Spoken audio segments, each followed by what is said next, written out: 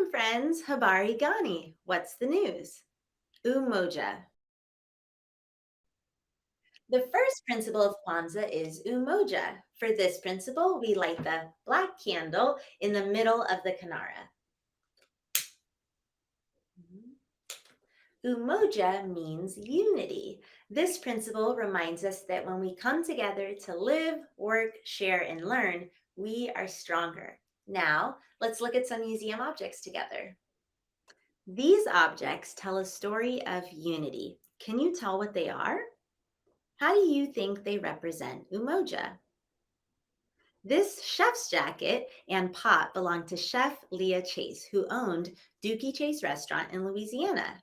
Her restaurant has always been a place for all kinds of people to enjoy a delicious meal and practice Umoja.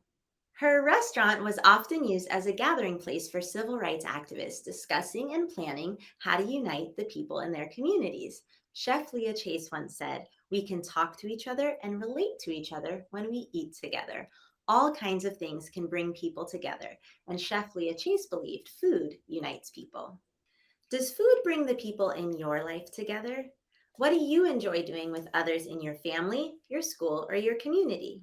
To celebrate Umoja today, we invite you to talk about what unity means to you, draw a picture of a meal you enjoy making and eating with others, and sing together with people you love. Also, check out our Umoja activity sheet linked in the description. Thank you for celebrating with me. Have a joyous Kwanzaa.